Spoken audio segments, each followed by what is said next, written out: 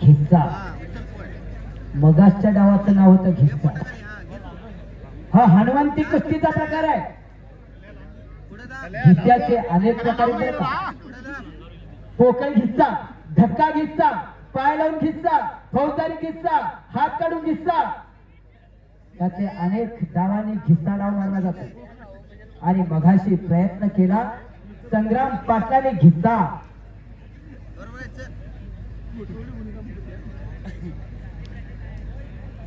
हो परत